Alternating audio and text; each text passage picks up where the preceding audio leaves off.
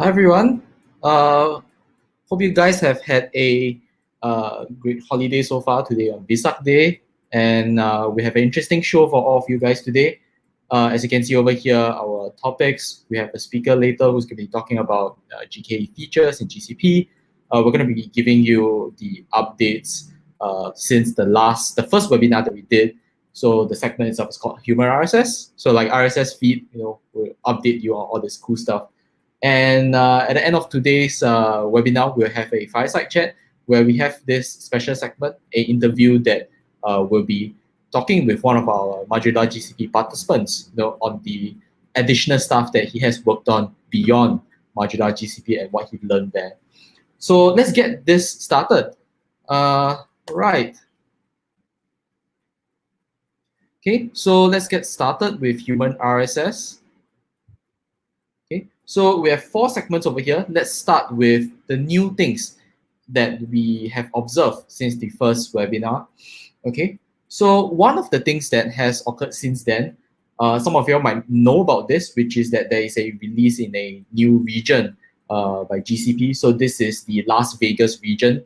The actual region itself is US West 4, and in comparison to the other regions, it doesn't have 100% of all the features yet, but the major features like compute engine, app engine, BigQuery, cloud storage, all those features are already supported within that region.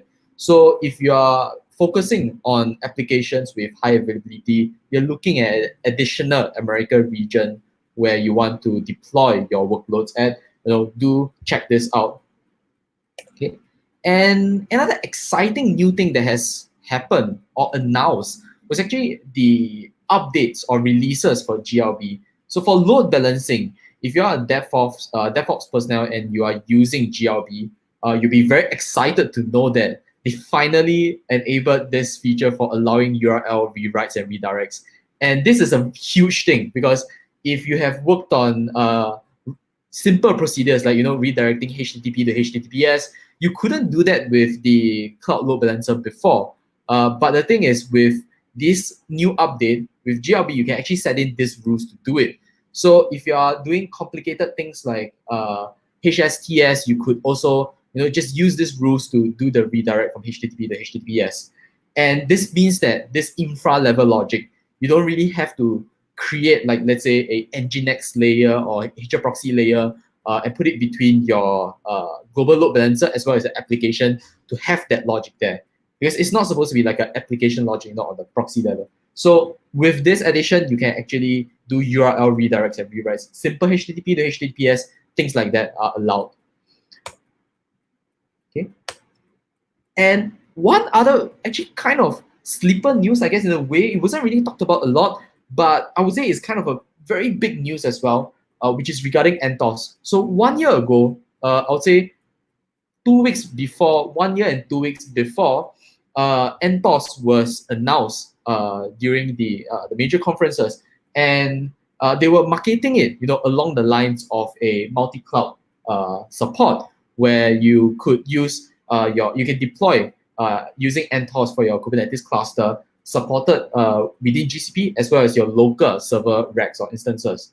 But that multi-cloud was just more local and then GCP. But today they actually release the features of allowing NTOS to also control your workloads on AWS, and this is kind of a big thing if you are using AWS and you want to look at using NTOS, to bridge the control plane over to GCP. Using both your setting up a Kubernetes cluster where you can control the node pools of both GCP as well as AWS together under NTOS. You can actually do that now with this new release.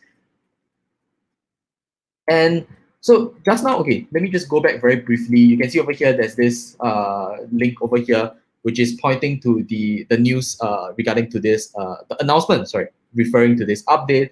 But just to very quickly summarize what they are actually trying to inform of us here. So there's a few key points towards this release, which is, the first one is consistency. If you have people who are experienced in using AWS and then some other people experienced in using GCP, having NTOS, as the product is supposed to create a consistent experience, or rather make it such that everybody, when they are trying to deploy some workload on any of these cloud platforms, it should be along the same lines, the same methodologies, setting up the same security policies, and so on and so forth. So this helps to build that consistency, towards this using different cloud platforms. And the other thing is flexibility. So maybe some of you all might have experienced this before when you have to shift from one cloud provider to another cloud provider. So usually the experience is quite painful. You have to take the entire infrastructure. I mean, you could break it down piece by piece, but you still have to move this entire behemoth over to this other cloud platform, and then you must have some at least some of the basic layers, some of the basic components with this new cloud platform before you could actually let it run. So the idea here is with NTOS, because you can have a control plane for two different ecosystems. Essentially, you could start off with immediately using NTOS, but with your workload still within AWS. It gives you the flexibility to choose within multiple cloud providers without having to commit and do this entire shift immediately. Okay, and one of the other important points about NTOS itself is reliability and resiliency. And what it means there by reliability is that it allows you to set up your node clusters across multiple regions so that you can basically it's to increase or improve the availability of your service. Resiliency itself, which is to allow you to configure load balancing within the NTOS control plane towards not just GCP, but also AWS. So very, very interesting over here in this release for NTOS support for beyond local GCP, but now into AWS. Okay, so that's the new things that we have observed within the last few weeks. So let me share with you some tips and tricks that we have featured, that we have found. So because we just talked about the NTOS for AWS, just want to feature the documentation that just went online with that as well. And it's actually very interesting. You can visit that this documentation over with this link over here, GDG to hybrid. And you can check out the different examples or scenarios for the different types of infrastructure that you are trying to set up within AWS. For, let's say, you want to set up a load balancer on AWS using NTOS, you can check out the guides for doing that. So we featured 3 different scenarios over here, which is creating a Kubernetes cluster, a load balancer, as well as setting up HashiCorp Vault, if you want to retrieve secrets. Okay, so again, just highlighting the link if you're interested. You can find this online as well. Search documentation for NTOS, you should be able to get to here. Okay, and another thing that we felt was important to feature as part of tips and tricks of handling Kubernetes is the idea of graceful shutdowns. So you can check this article out, GDG2 Graceful, the shortened link. It'll point you to this article that was written in 2018, but it's still very much relevant today, where it actually teaches you about the concept of performing graceful shutdown for your services deployed with Kubernetes. So for, let's say, before you actually migrated to Kubernetes, you might have already practiced some principles like this, where you maybe, let's say, if you have you're running a Docker container, let's say, okay, one Docker container for service that's online, you deploy a new instance of that Docker container, and you have a load balancer that sends the traffic to both containers. And maybe once you realize that, okay, the new instance is set up, you'll cut off traffic to the old instance and let it process all its old requests and return those responses. So that's the idea of graceful shutdown, because you want that old instance to finish processing all those pending requests before you queue the container. But the idea is this: with Kubernetes, you have to configure this to allow you to have this graceful shutdown behavior.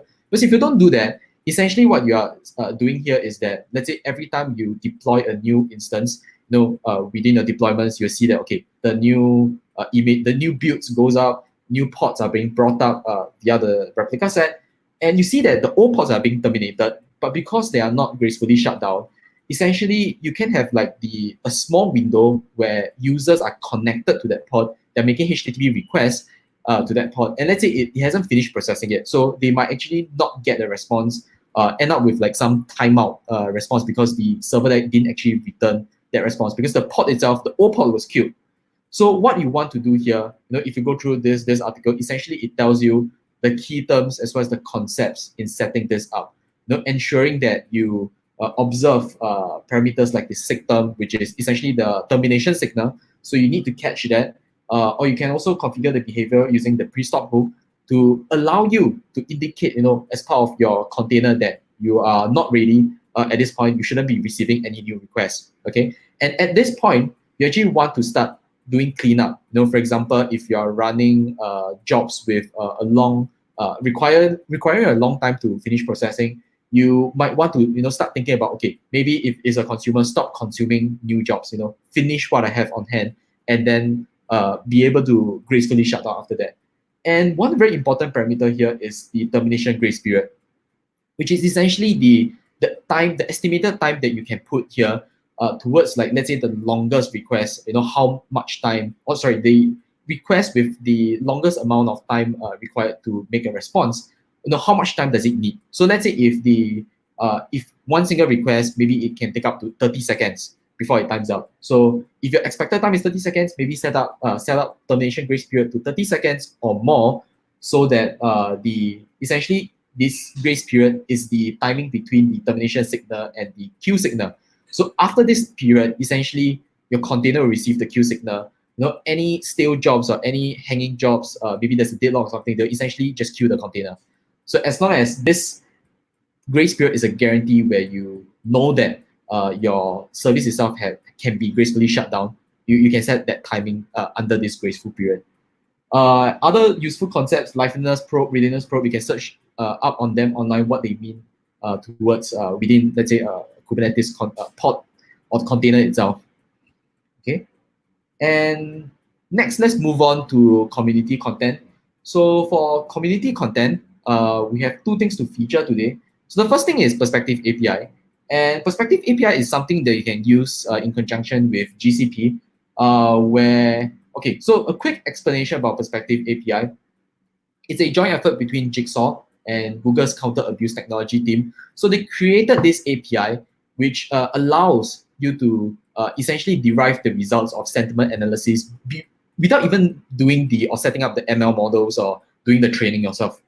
So what you do is you call that API, you provide, let's say, some UGC or some command, and they will send a response telling you, is it toxic? Under what dimensions are they considered toxic? Okay, and you can check out the project over here, GDG2 Perspective. Okay, so just to jump to the next. Okay, so just to show you very quickly, if you want to use it within our current Google Cloud projects today, all you need to do is just go to the API libraries within the Cloud Console and search for the Perspective Command Analyzer API and enable it. Okay, so with that, you should be able to use the API. After that, you just need to generate API key and make the request, as I'll show in a bit. Okay, so one very interesting thing about Perspective API is that they don't just try to tell you, that it's toxic in one way. There's actually multiple dimensions, that a single UGC can be considered as toxic. Okay, so for the regular stuff, so regular toxicity, they can identify identity attacks. So let's say, racist comments or insults. So if it's insulting certain personal attacks or characters, profanities, threatening people, or if you are posting sexually explicit content. So they're able to flag under these different dimensions. And it's quite useful because let's say if you are running a site for kids, you may want to put the threshold for sexually explicit content even higher so they can flag it much more easily. And if you're running like a social media site, then maybe you want to take care of things like identity attacks or insults. Okay, so yeah, these are the different dimensions. And just to show you like a sample request on how it works. So you can make a request and basically put in the API key as mentioned earlier on, and the request payload, you need to put in your command or the UGC that you want to test or perform the analysis on, and put in the thresholds, which is the dimensions, as well as the threshold, the limit that you want to indicate. Let's say if for this command, if the probability of it having a profanity is more than 0.9 or 90%, essentially they will return response and tell me that it's flagged that it has a profanity in there. Okay, so something like that. Once you make that request, the expected response should be something like this. So you can see that, okay, let me go back to this, okay, again, so the comment itself is USAP. So the response that came back, so because there's no profanities, you see that the response doesn't actually contain that dimension, but because the content was flagged as being toxic, so you can see that they actually return the response and tells us that, okay, yeah, there's a 95% chance that this comment is toxic and you should probably look at it. So it's very useful being able to, see from a different point of view, how is your comment considered toxic. Okay, and because of this dimension, right, you can actually use it in many different ways. Like one of the ways I actually use it is to partition it, with different behaviors. For example, if the content is toxic, we can put it in a staging area and say that, let's get a human to review your comment later. Because sometimes bad comments doesn't mean is bad, because like let's say if you're reviewing a product or a show, of something, sometimes bad comments do exist. But the thing is, if people are using profanities, maybe you want to just immediately flag it and just remove it. You don't even need someone to check it, because if it's profanities, it's very straightforward. Yeah. Okay, so like just to mention again, if you're interested, I actually wrote the blog post on this, which is the link over here, GDG2 perspective, if you're interested in looking at this. Okay, so another thing that I'm very excited to show you is, so we had a participant of Modular GCP, which is this month-long Quick Labs campaign, as well as Coursera as well, where one of our participants, he went through this campaign, he finished the required quest. In fact, he finished, I think, more than 15. He got up to the Chromecast tier, the golden tier, I would say. And I think went way above and beyond, above that, to build a chat bot, where you can check for the global status or local statuses for COVID-19. And it's very interesting because he used the knowledge that he learned using Dialogflow from Modular GCP and piece it together with webhooks created using Node.js. So very excited to feature this content. You can also see his LinkedIn post over here, GDG2 chatbot.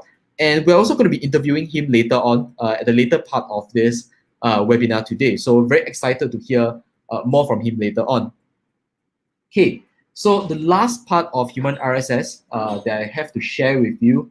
So if you missed out on Modular GCP for last month, fret not, there is still more things on the horizon. Well, it's not coming up, but it has already came. And this is actually within the month of May.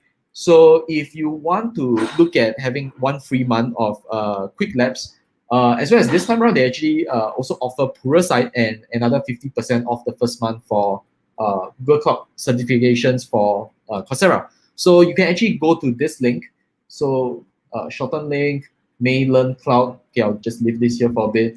So go to this link. You instruct you regarding the sign up. This is a Google promotion campaign that's going on right now. It's an extension of what we had in last month, not Modular GCP, but actually another one that they had this 30 days campaign. So if you go through this, and I think the instructions are along the lines of going to this link, running through the first lab, and then you'll get that 1 month free subscription for Quick Labs. So if you're interested in exploring GCP, but you didn't manage to do that, during Modular GCP last month, do check this out. Okay, and for our brother and sisters, the brother and sisters groups in our different countries, Malaysia as well as Indonesia, they also have the campaigns that are similar to Modular GCP that we held last month. So in Malaysia, they have this campaign called GCP Boleh, and in Indonesia is actually they're running the 3rd season of Jura GCP.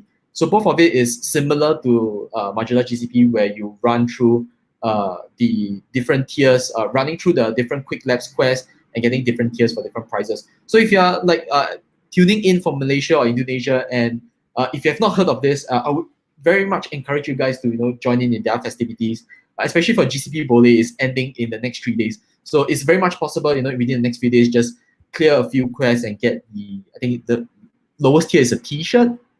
Yeah. Okay. Okay, so up next, I think that's all we have in regards to human RSS. Up next, we're going to have a talk by Harizwan, who is going to be talking about GKE features in GCP. And so just to very quickly introduce him, Harizwan is a DevOps engineer with Acronis, and he's also a GDE, Google Developer Expert on cloud technology since late 2019.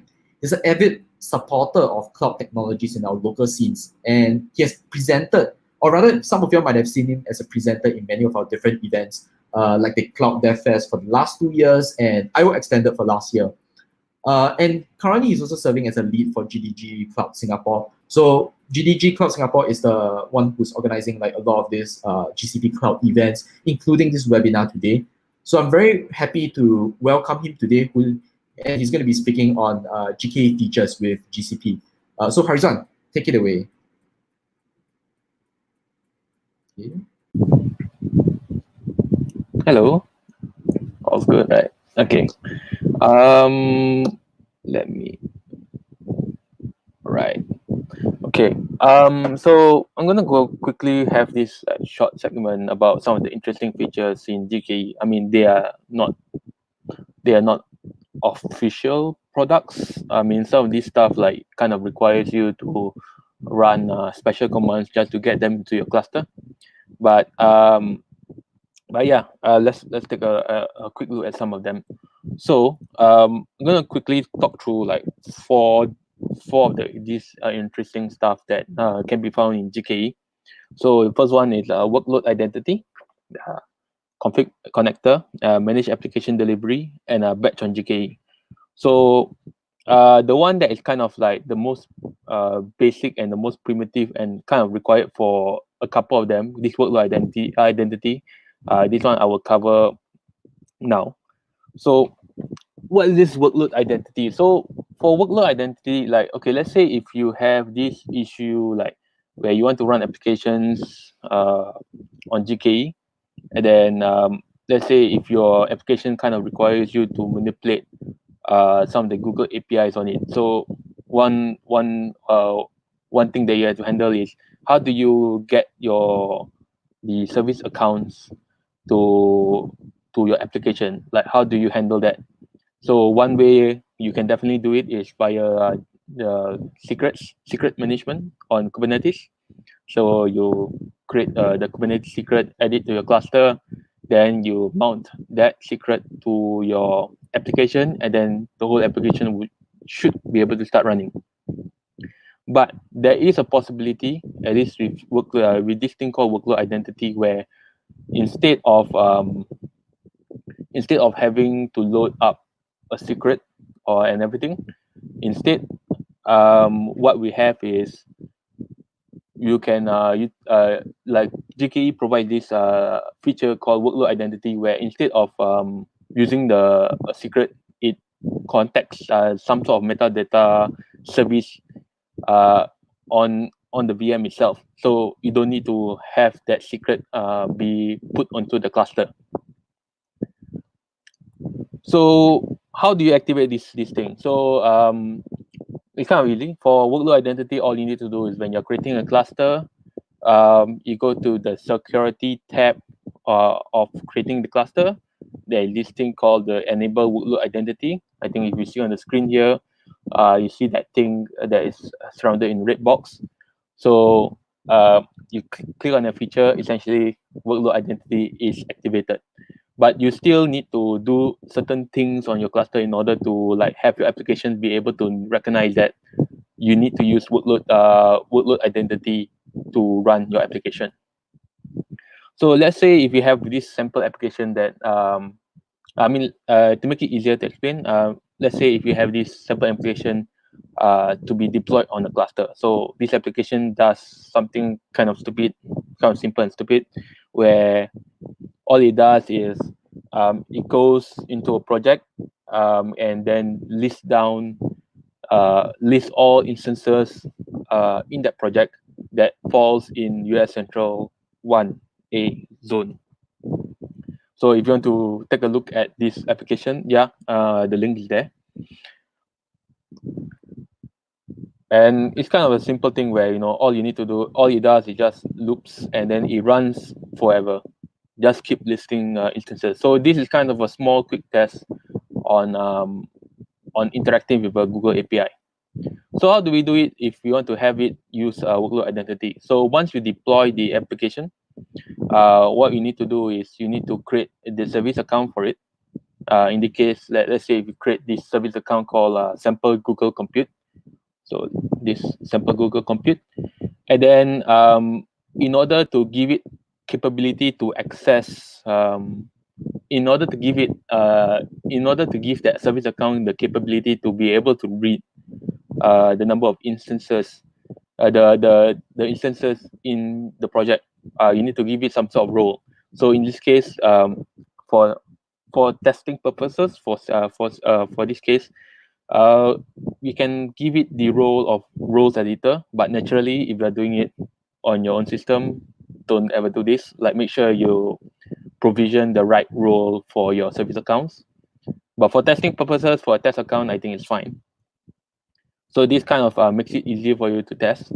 And then this is the most critical step to that service account. What you need to do is give it that capability, that role, to be able to say, like, hey, this is a workload identity user. So with that, that service account is able to do stuff on the project like an editor, but at the same time, it's also being used as a workload identity user. So while setting up the workload identity, you might face this issue if it's the first time for you. So when you try to create it, if it complains that identity namespace does not exist or something, it's probably because you run the CLI commands before creating the cluster. So first create that cluster with the workload identity, and then run all the commands to get your workload have that workload identity. So the last step to make it fully run is we need to annotate our service account. So in this case, to make it simple, we annotate the service account under the default namespace, the default service account. So we will add this, annotate that there. And then once we run the command to actually run our service, then it will take up the default service account. Because like if we run this command just as it is, it needs a service account to run. And then seeing that we didn't specify the service account here in this command to write when running the application, it will take up the default, and the default, it will realize that it has this special annotation. So what happens under the hood is any request that requires contacting the Google API, there is some service, some controller on the cluster that actually listens out for that, intercepts it, and then authorize and authenticates it accordingly. So there's plenty of magic under the hood, but this kind of makes it a bit convenient for running workloads that rely on Google APIs. So that's the first one, and this is one of the more critical ones because this one kind of it kind of required for two of the other features that I'm going to mention, which is the config connector and the batch on GKE. Those two features also kind of rely on workload identity. So essentially, like anything that requires to contact to Google APIs, this workload identity, you probably will see there. It's just a convenient way to handle secrets, handle your service accounts. Yeah. So just now, this is to list down. So in this case, when we run the application, you see that there's only one instance one or in the US Central one zone. And then yeah, when you run the application and then you check the logs, this is all you see. So yep. So the next thing I'm going to mention, or I'm going to talk here, is this thing called config connector. So config connector is a pretty kind of interesting thing. Like, so let's say if you have a situation where you want to give developers access to Kubernetes cluster, but then because people keep asking a lot of questions on how to use Google Cloud Console, then you're like, okay, fine, I don't give you access to Google Cloud Console. But at the end of the day, like developers still require access to like maybe create a storage bucket or that kind of stuff. Like, how do you handle this kind of like unique situation? You just want to give developers just access to the cluster itself only. Like, is it possible to such that there's some program out there like where the developers, while talking to the Kubernetes cluster, they put in some config and that program creates the resources that they need for them. So this this config connector kind of like aims to kind of have scratch the itch, I guess. So if you follow the instructions here, they will tell you how to install it. The first step is actually to set up workload identity. The next step, part of the steps when installing the config connector is, this is what happens when you try to install it. But part of the steps of running this installations, the process is you'll see this whole bunch of stuff being installed on your cluster. So on Kubernetes, there's this thing called CRDs, or custom resource definitions. So CRDs kind of give Kubernetes new abilities, new capabilities. So it's like what you say, custom resources. So in this case, let's say if we define this thing called BigQuery dataset. So like the third line here, BigQuery datasets. So with that, we have created a definition that on the Kubernetes cluster that a user can just say, okay, I want to create a BigQuery dataset resource. What you did, what happens after that? It kind of depends on the program that interact with that with this custom resource definition. So in the case of this config connector, what happens is like Google created some sort of controller, or more like a server, which listens out for all these resource definitions. The moment you create these resources, what it does is it itself will contact the Google API on your behalf and create those resources for you. So I think later there'll be a short video clip of how this happens. So let's say so this slide kind of shows if you try to run this command on a fresh new Kubernetes cluster, kubectl get storage bucket or kubectl get BigQuery dataset, on a fresh GKE cluster, you will not be able to find this. It will just complain no such resource available or something. Only after you install this thing, then you'll see, hey, I now have a storage bucket resource. And if you have the controller running, when you try to create a storage bucket resource, what happens after that is that it will a storage bucket will really truly be created on the project that you annotate. So okay, so let me run this thing, open the video. Hopefully you all can see it. Okay, so this is kind of what will happen after you run all your installation steps and everything. So the first step here, I just want to show you that if you run kubectl get pops up topics here. There's no topics available. Go to the project, refresh. There is no topics here. So you refresh. There's no topics here. All good. So that's nothing. So let's say like what happens like if you want to try to create a pub subtopic. So we have this YAML file. It defines what a pub subtopic. The name of that topic will be ZZZA2.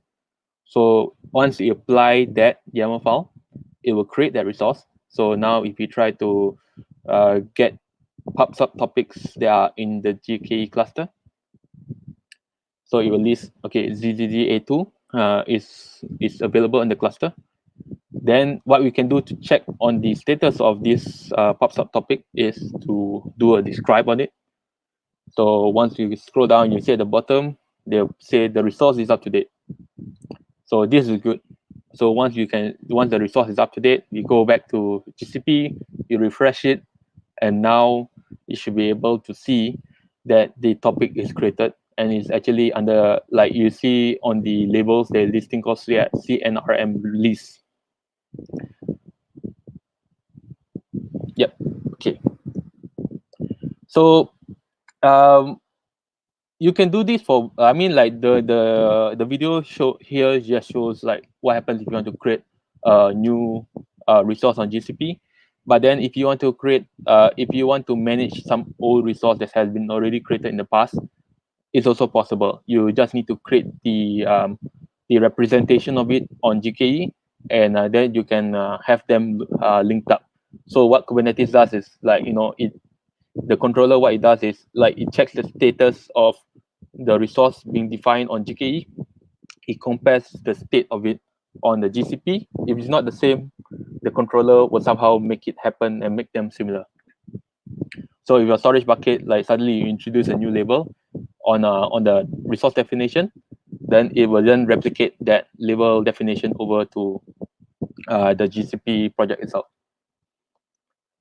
And in the case where you want to, if you have cases where, let's say if you have a storage bucket, but then when you delete the resource definition from GKE, delete the resource definition from GKE, you don't exactly want it to immediately delete your bucket, just in case you might need it in the future or some other project might need it. Yeah, just keep that data just in case. There is you can do that. There is a capability where you just add an annotation like don't delete this when this resource is deleted. Don't delete the actual resource. Don't delete the actual bucket when this like storage bucket GKE resource is deleted. So there is all that capability there. So you can just read the documentation for this config connector for all those details. So on the next one, this one is, I mean, there's not much to talk about for this one. So this one, I would once I started playing with it and went through it, to sum it, you can sum it all up to this one sentence. So this managed application delivery is essentially just an opinionated way of delivering applications to the Kubernetes cluster. So they provide tooling and CLIs to make it easier for you to prepare your Kubernetes YAML manifest files, and like they automate a whole bunch of these PRs and everything. So in order to get to utilize this feature, you need to enable the application manager. And if you check here, they did say that they require at least a GKE, at least version 1.15 and some patch version 20 and above or something. But yeah, if once you have that, then you can utilize this feature.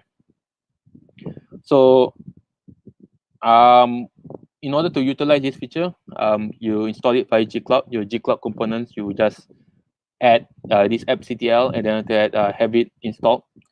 Some of the nice things that come along with it is like, okay, let's say when you first initialize a project, right, and you need some sort of skeleton or bare bones to like get a whole process started. So it's either your company or you have some kind of project template that you can use, or if you don't have this appctl, one of the nice things that comes with is initial skeletal project and project directories. So if you run the command appctl init application name and then -- app config repo, some GitHub repo or GitLab repo, it will create that project for you, all the folders and directories for you, and as well as in this case as well, it will create private repositories for your application, as well as another repository to manage your Kubernetes manifest files. So it does all this magic for you. Then after doing that, what you can do is you can add like additional metadata, additional environment data information.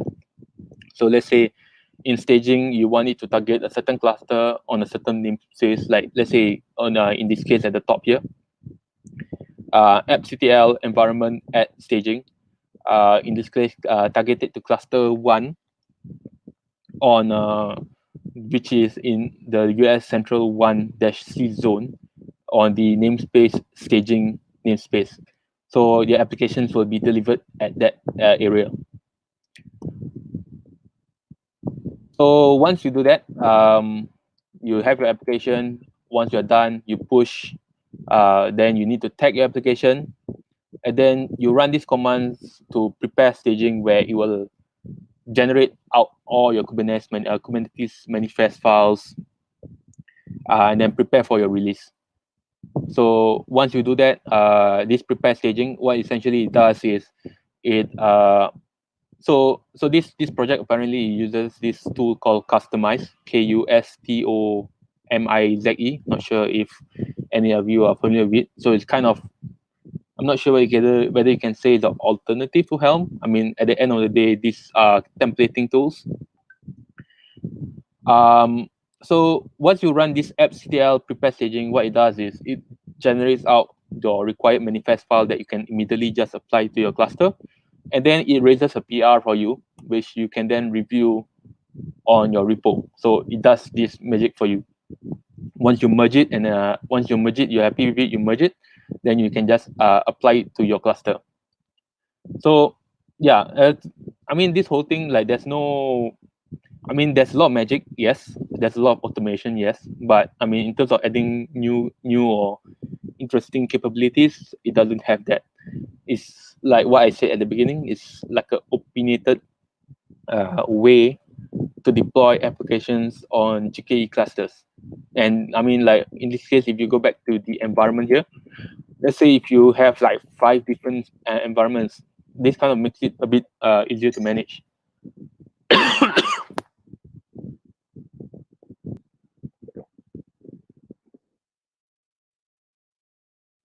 And then now it's kind of the last one, the last kind of interesting feature that I kind of want to talk about. So there's this thing that got released, I think earlier this year, maybe no, not earlier this year. Maybe end of last year, yeah, sometime then. There's this thing called batch on GKE, which is essentially what it's like. It's like what it says. It's an I guess it's kind of a product. Still in beta though. It's kind of a product that tries to handle batch jobs on GKE. So instructions on how to get it. So naturally, the first if you see the instructions are all available on this thing here. The instructions are really long, so it's like one whole page. Just follow through. First step, they don't exactly say it out loudly, but the first step essentially is doing your workload identity manage, like configuring that. Once you configure that, you add your permissions to that service account and everything. So there's kind of a reason. I mean, okay, then. Okay, I'll talk about that part later. So once you set it up, so you configure your workload identity. But the thing about this batch on GKE is it takes a really large amount of compute resources. So my default, my initial project, initially one of the zones maximum required compute is kind of 24, but the default batch on GKE kind of requires that all that 24 CPUs. So yeah, it's really a lot of resources. 24 CPUs and more. Just to start off with. So some of the sample jobs available, you can find it here at the bottom, the link here. So once you install it, so how will it like look for you? So the first things you do is when you try to you try to create a batch job. Then the batch job in this case is trying to compute out the values of pi. So you run the batch job, and then you can check the status of that batch job. And then in this case, the describe is pretty long. So this is the first part of describe. Then the end part of describe, it will show that it's queued. So once you do that, once you run this thing, after a while, when you go and observe on your GCP console, you realize that a new node pool has been added. So what happens behind the scene is actually, so the moment you submit a job, what happens is the controller detects like, hey, I have a new batch job. How it runs that batch job is essentially it creates a new node pool on the cluster being specified. It will spin up an additional node, and then it will submit that job into the node pool, and then it will handle like the reporting of the status of all that job stuff. So this is kind of why it takes quite a while for it to like properly get started. So once you see that, I mean, you can just continually check the describe the batch job to see like what's the status. So eventually and hopefully, the batch job will eventually will show job completed. This is assuming that you have enough compute resources. So let's say in my case where I initially set up a cluster with 24 core CPU and 90 gigabytes of RAM, I ran out of resources for that zone.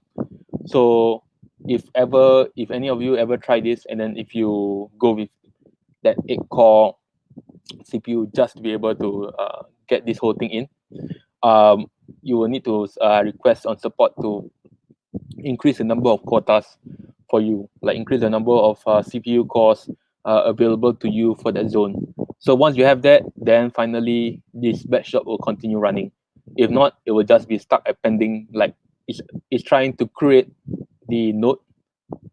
Yeah, it's just stuck there. But once you have enough resources, then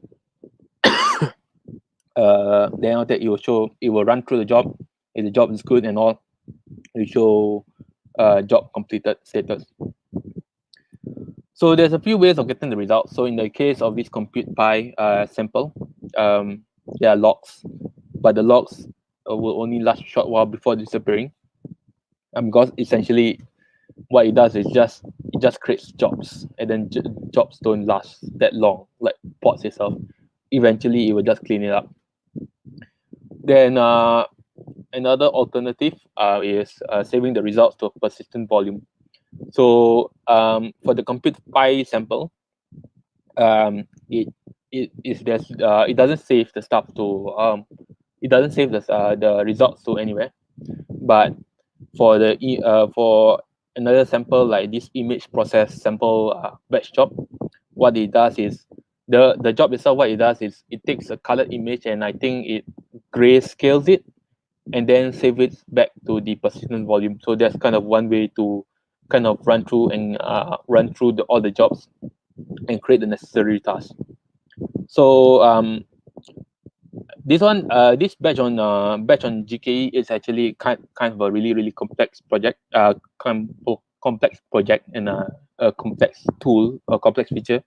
So it's kind of hard to kind of go through the whole thing in this short segment. But what I'm going through here is kind of the overview of it. So like earlier, like config connector, it too also adds a whole bunch of resources onto your GKE. All these resources are not available immediately on a fresh GKE. So once you install this stuff, then all these resources will then be available. So I just want to point out to you like a few things about there's stuff like batch cost models, batch budgets, batch job constraints, and batch priorities. So these are kind of like additional resource definitions put onto the GKE cluster, which kind of helps you manage the all the jobs that you are trying to run on the cluster. So some of the interesting things that will come out of it is like this whole batch on GKE is some sort of like a complete management of long running tasks from start to end. It does handling of how the job is started, what's the status of the job, like, and then the reporting of it. It does that whole management thing. And if you read on in the further on in the instructions, I think there's even a segment where it tells you how to monitor all these using Stackdriver. So there's another one where you can it also has the capability to limit jobs based on this thing called a cost budget.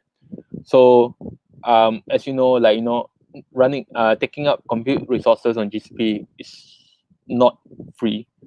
It costs money, and let's say if you have a certain amount of budget to run certain jobs and you don't want to cross that budget, like this job can run for infinity. It always will improve. You just need to spend compute resources on it, but you can't because everyone has a budget. So what you can do is you can specify all this stuff into a cost model, and then you can set that budget on it, And then you can say, okay, for the jobs here, for a 24-hour window, I only want you to use like maybe $50 of compute resources. And then you run the whole bunch of tasks. Once you hit the $50 mark, all the it will probably stop running tasks and wait for the next day for the window to be refreshed and then to restart again. It also has the capability to prioritize jobs and prioritize jobs. There is a prioritizing system in place. So if I go back here, there is this thing called batch priorities. So you can define the number of items within the queue, how important is it. All those are all put there, and then using that, the scheduling of such jobs utilize all these definitions of all your job priorities and schedule the jobs accordingly. And another interesting thing is even for the simple example of the compute pi sample job example, they should show how easy it is to be able to utilize preemptive VM instances to run the jobs. Yeah. So a few caveats on this GKE, this batch on GKE. So like what so this tool, there are some interesting features, but naturally, I mean, they have a bit of downsides here and there. So one thing is it consumes a large amount of resources, especially the main controller handling this batch on GKE. Um, Initially, the initial versions of this batch on GKE kind of require like 3.5 cores of CPU. So if you set up a cluster with N1 standard -1, which only has 3.75 gigabytes of RAM, that's never going to be enough to start this controller ever. So this controller will always be stuck at pending and being unable to like provision it anywhere. So a large amount of resources is needed from the very beginning. I'm assuming that there is a large number of jobs that you need to run. So maybe in this case, it's not a big factor. But yeah, then the next thing, the next caveat, it takes a while to start running tasks because what it does is behind the scenes, it spins up, adds VM, add it to the cluster. All that process takes time to start running. So it takes a while to start consuming tasks. And then I'm not sure if there's any way to like avoid this, but like while running all these batch jobs, what happens is once they are done, if you leave it for a while, they will realize that actually you don't need this node anymore. So they'll attempt to remove the node, but on removing the node pool, the cluster goes through this auto repair phase, and then now you become unable to access the cluster. Pretty sure the services are still alive. It's just that you yourself are unable to access the Kubernetes API. So you won't be able to access the status of the cluster. And let's say if your company is big on doing hybrid cloud, making sure that your applications can handle across multiple cloud provider, maybe this one might not be for you because this one has really tight integration with Google ecosystem. Like just now, as I was mentioning, it has a tight control over the how it provisions resources and how it provisions persistent volumes to be attached to save all your input and output. There's also a part where it also does attachment of GPUs to the nodes in order to do all your more compute heavy GPU intensive resource jobs. So it has that very tight integration. So if this, I mean, if you are fine with it, yeah, it's okay. But then, if you're not, then maybe this, maybe like other open source tools might be the one for you. So the four tools, here are some of the references for it. So I'm mainly pointing to you the main documentation of at least how to install or what is it. So you can take a look at the reference here. This kind of give you a starting point of how to get started with it. Might be interesting to play with, but do note that some of the features here are actually in beta level. So maybe you might want to wait for GA before you actually use it for production. Maybe you can try playing with it to see whether it's a suitable tool or feature for you. And naturally, a small plug for my company.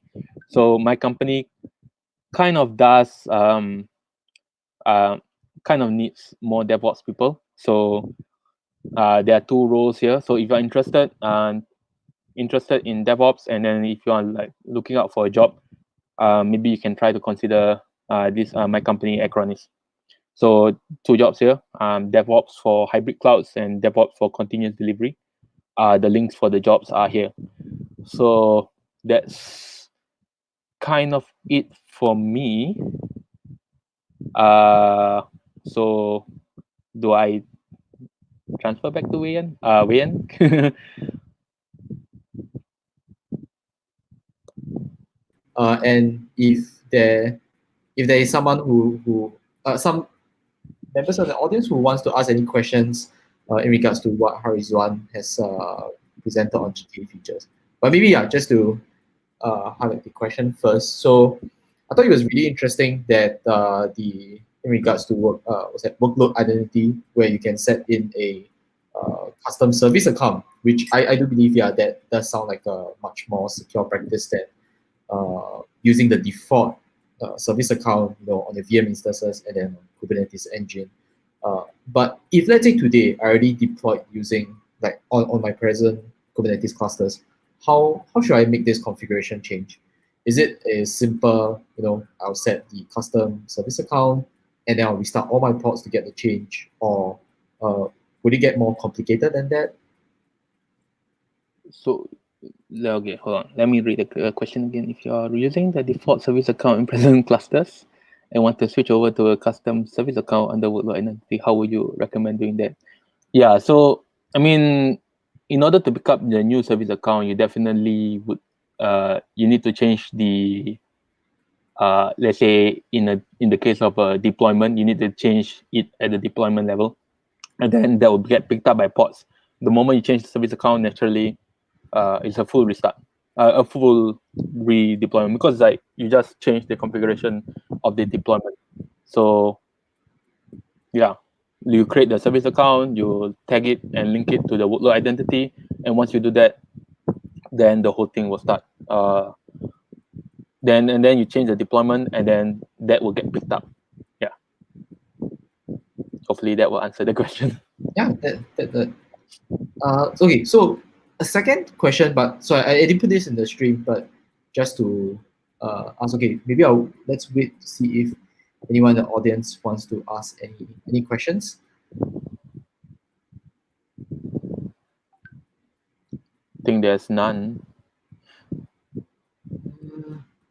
Okay, actually, because we are running a bit low on time, I think let's progress to our next segment, which is the fireside chat. So for today, the theme that we have for today's fireside chat is self-enrichment. So this can include things that we do on the side projects, pet projects, volunteering, open source, so on and so forth. And yeah, so let me introduce a few surprise guests that we have today in this fireside chat. So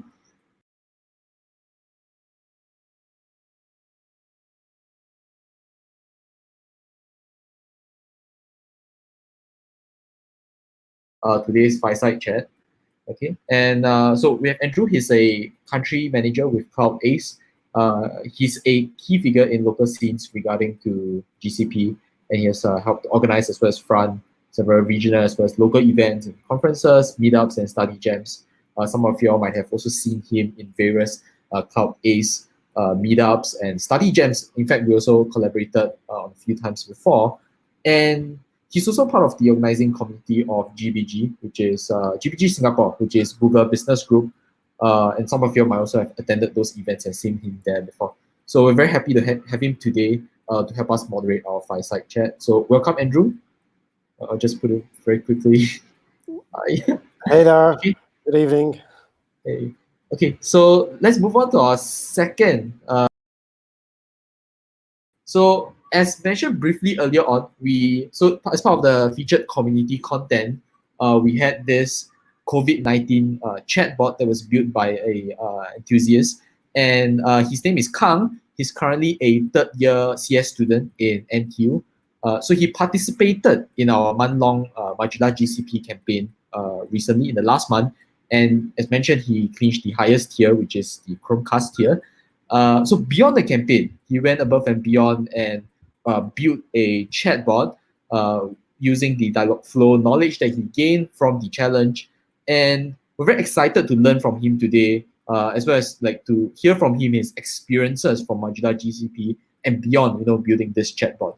So very happy to welcome him as well. Just put it very quickly. Hi. Hi everyone. Hey. Thank you for inviting me to this webinar today. Thanks for joining us today. Okay, so let's progress to the fireside chat. So I'll just put all of us briefly in the window, but we can switch along as the questions are asked. So yeah, Andrew, would you like to take it away? Sure, yeah. Okay, thanks for having me on, guys. Good job. It's been a great evening so far. So yeah, I heard about Kang's story on LinkedIn and thought it would be great to feature him. I mean, when we started modular GCP, we were like, is this going to work or is it not? But I think we were all surprised with the results, the number of participants, the number of success stories we had.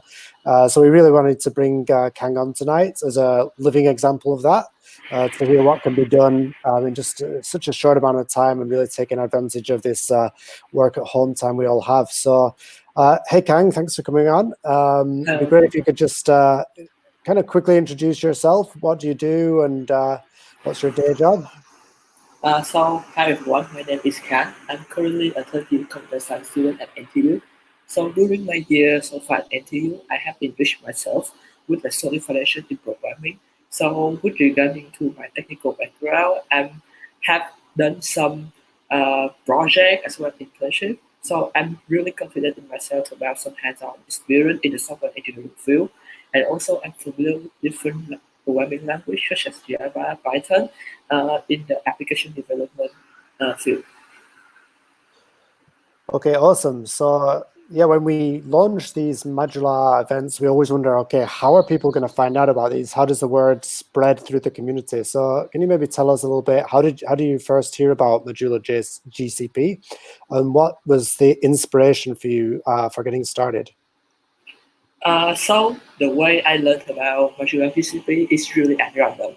So while I was surfing the Facebook newsfeed, I came across the advertisement about this event. So because we all know that during this quarantine period in Singapore, I have a lot of free time. So I decided to use this time to learn something new. And the modular GCP challenge came at the exact time. So I decided to spend the whole month learning about the Google Cloud platform, and also the squad from this challenge is very, a great motivation for me to join this challenge. Okay, yeah, awesome. We all know everyone loves swag. We'll try and get more of that going forward. So how much experience did you have with Google Cloud and Quick Labs kind of before this challenge started? So before this modular GCP challenge, I have used some of the service from Google Cloud Platform, specifically the Firebase service, to set up the basic authentication, login, and storage for my mobile and web application. So with all of this basic functionality from Firebase, like I don't have to reinvent the wheel again and keep on working on the specific feature for my application. However, for the Quick Labs, this is my first time to use this in the modular GCP challenge. Okay, great, thanks. And so tell us a little bit about the chatbot that you developed. So after finishing the challenge, right, I feel like I have learned a lot, but I think the best way to learn is to practice. So I think of like a chatbot like outside the content of this challenge and use the dialog flow along with a webhook using Node.js to build up the chatbot. So this chatbot is just a simple chatbot for you to check up the global as well as the local status of the COVID-19 around the world. So because even though it's just a simple work, but it's a very joyful experience for me to make something new and useful. Okay, awesome. Yeah, I think it's great. Just a short time, you went through the quick labs, you studied the chatbots, and then you were able to come up with something which is super relevant and a great demonstration of what GCP can do. How did your impression change of GCP before, or Google Cloud before and after the challenge? So before the challenge, I only know about the GCP through the Firebase service. However, after this challenge, I learned more about different services. Like as you have also heard from all the guest speakers here, I learned about BigQuery, I learned about the Kubernetes engine, lots of things that we can do in the Google platform that we cannot learn locally on your machine. So I would like to suggest that if in the future I have any idea, we can use the GCP to deploy our app as well as to develop our app. Awesome, thanks. Okay, so I think we're going to open up a little bit for some questions now. I should have mentioned that earlier. So if anyone in the audience has any questions for Kang, either about the challenge, about Google Cloud, about Quick Labs, or any personal tips on how they should get started learning, then please post them in the chat. While we're waiting for any questions to come up, Wei, and I think you had one for Kang, right? Yeah. So I have one question. I think this one can be for all the speakers currently here today as well. And this is in line with today's theme of self-enrichment. So, besides the pet project, you built that chatbot for detecting the COVID-19 status globally. Are there any other ways that you utilize, towards self-enrichment, maybe other things like volunteering or doing getting other certifications, things like that?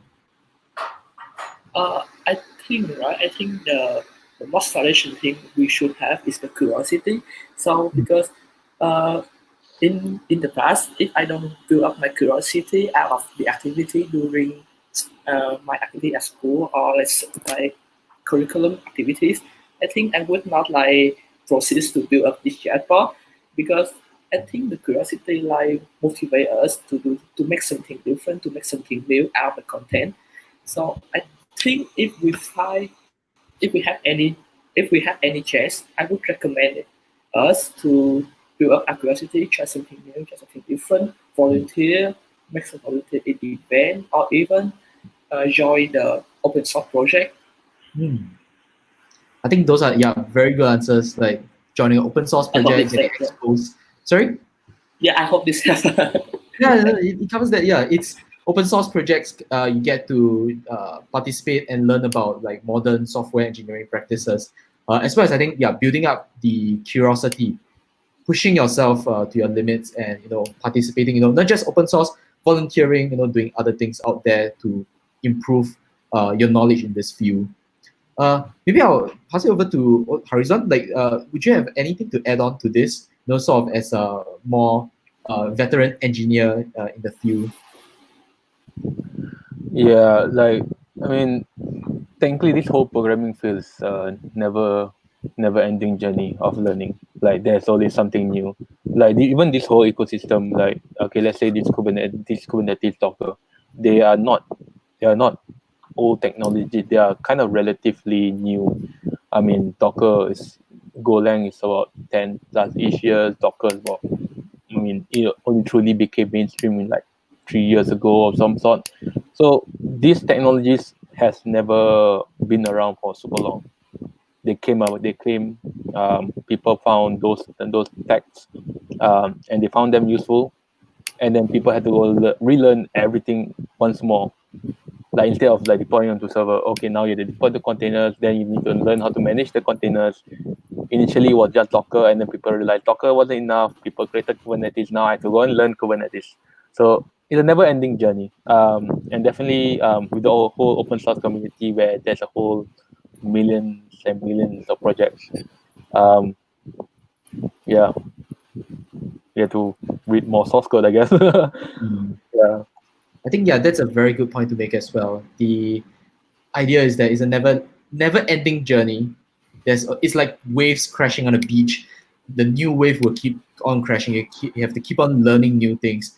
But it's also concepts that stand throughout the test of time. You just need to make sure that you bring those experiences along with the new knowledge and new tools that gets introduced in this industry. I think that's very great insights that both of you guys have shared with us.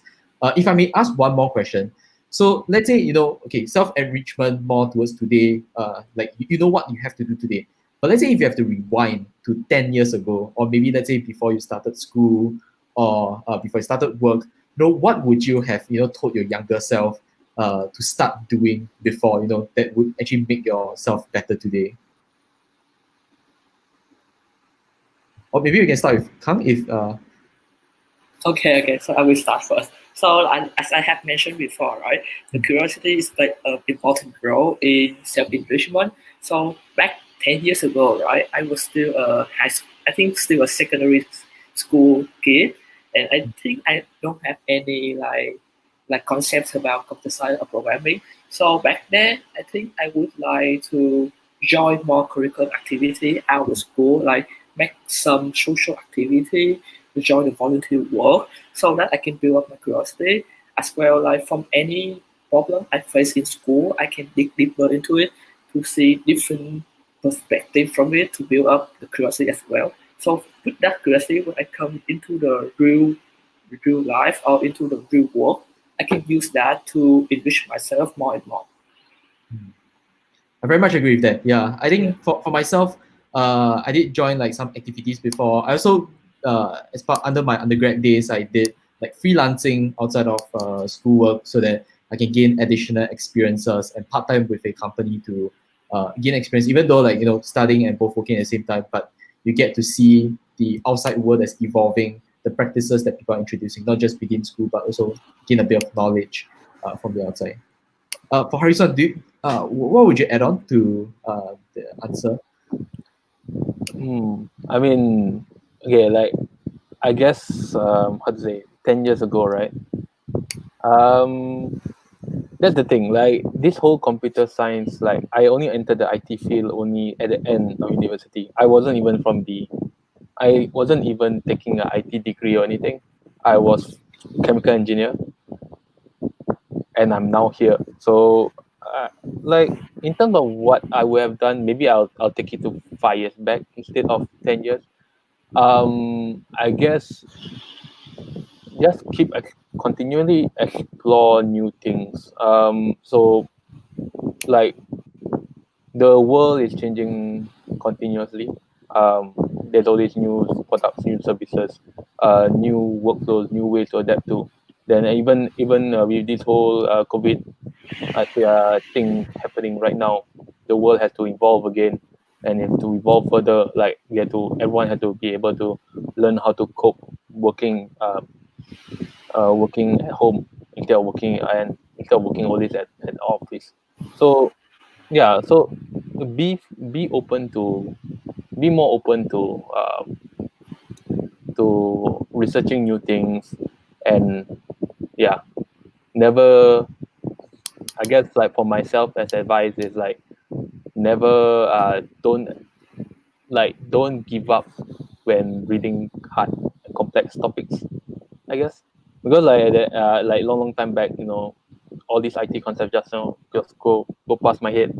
They are just too complex, so maybe I gave up in the earlier stages, and then I only went back to it like 1 month later. It's like, okay, maybe I kind of get it. I'm more familiar with it, but yeah, like I kind of want to tell myself then, like, just a little bit more, you would have gotten it already. Yeah. I think that was a very insightful answer. Thank you, Harizan and Kang, for answering my questions. I think those were very good advice, very good experiences, and a very inspiring story from both of you, like the creating the chatbot and Harizan coming in from a chemical engineer to this field, like completely different industries or different fields altogether. I think those were very inspiring stories. Thank you guys for like sharing with us. So Andrew, would you like to carry on with maybe to conclude with Kang? Yeah, thanks. I think we've got one person asking if we can share the link again. I don't. It's in the history, I think, but let's just post that again. So yeah, just a final question really for Kang. I mean, if other people are interested to learn more about Google Cloud going forward, what would you recommend to them? I think if you have an idea of learning more about GCP, I think I, I would like to like highlight that you should try it out, and it's the best way for you to learn on the GitLab platform because I have tried it out and their service is are among the best because during my modular GCP challenge I faced lots of problems, and when I have a chat with their service help desk, like I got a reply within seconds. So please try GitLab and learn GCP from there. You won't regret it. Awesome, thanks. Yeah, I'm also a big fan of Quick Labs. I know he's one of the less technical people. You can go in there, you get your username and password. It gives you a full step of instructions through. So even if you're completely new to the topic, you can get started very quickly, and you get a totally different idea of what the technology is about or what it can do after having been through those steps, rather than maybe even reading an article or reading a blog entry. So. Great tip there. Thanks for joining us, Kang. I'm going to hand back to Wei Yuan to close us out.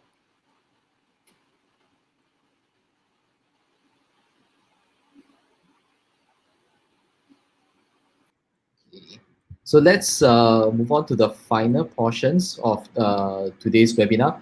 So just to tie up everything, okay, so just want to mention once more to for the rest of our audience, if you have missed out on last month's modular GCP and you want to try out Quick Labs, there is this campaign that's going on right now. I'll just highlight this link again, the shortened link for Mainland Cloud. Just get to a link, put in the particulars, and this is something that's run by Google right now. You get 1 month free access to Quick Labs, as well as access to Pluralsight and Coursera. All right, and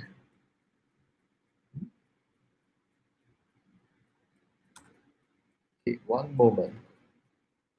Okay, so we have a few events that are coming right up. So this is an event that is organized a joint collaboration between GDG Singapore as well as GDG Cloud Singapore. It's in fact this Saturday, so 2 days from now, from 4 p.m. to 6:30 p.m. We'll have a few exciting speakers who are from different regions, and they'll be speaking about their own experience. So this is going to be about ML, as seen over here, ML Developer Day. So if you guys are interested, do join us on this Saturday. Okay, and we also have a Android 11 chat coming up in May 16. So this is somewhere next week. And yeah, if you guys are also into developing Android applications, this event is organized by GDG Singapore, and do support them, join them in their event for that day. So you can check out on their Facebook group or their meetup page on more details on this. Okay, and we have one more. Oops, skip one slide. Okay, so this is webinar number 2. If there's number 2, there's number 1. There's also going to be number 3. So number 3 is going to be on BigQuery. We have a few speakers who are currently in the midst of submitting that topics. It's going to be very exciting. This is going to be likely 2 weeks from now. So look out for this event in our Facebook page, our meetup page. We'll announce about this as soon as we get the details. And yeah, if you are interested in submitting your talks, we love to hear some of you speak. This is also like part of contributing back to the community and giving back and sharing your experiences. What you've built, what you've learned from other people, and what you have built, and how other people can also benefit from the same knowledge on how you can do things with GCP or even web technologies, Android, so on and so forth. So do check out this link over here, GDG SG CFP. Okay. So just to address this one question within the chat. Just to focus very quickly on the modular GCP. So modular GCP, when will we have modular GCP season 2 with more swags? That's a very interesting question. I think we are also talking about it internally, and trying to see maybe we should organize something like that. I think just watch out for any updates that we have on our Facebook pages or our meetup group. We do have one that we are talking about, like one of the study jam, but we're trying to solidify the details first. But yeah, just look out on our event pages, and we'll update you guys as soon as we get the details like planned in. Yeah. But thanks for asking that. Yeah. Modular GCP was very fun, right? Yeah. So and with that, okay. So yeah, just to tie this entire thing, the if you have not yet follow our event pages, we have a Facebook page, a meetup page, as well as a Slack channel that we are trying to. We have ongoing discussions there. Do join us on these few channels if you want to engage with us, or see when our next events are. We'll post it within these different channels. And yeah, Oop. Okay, so yeah, hello. Yeah, with that, so we have come to the end of today's webinar. Thank you very much for all of you guys who have joined in today with us, and also our few guests today as well as speakers. So I'm just gonna add them very quickly to the stream so that maybe we can just do a very quick like wave goodbye or something. Yeah. So anyway, thanks to all of you guys and participants in the audience as well. Thank you all for joining us today for today's webinar. So yep, see you guys in the next webinar 2 weeks from now. Yep, bye. Great. Thanks, guys. See you. See you.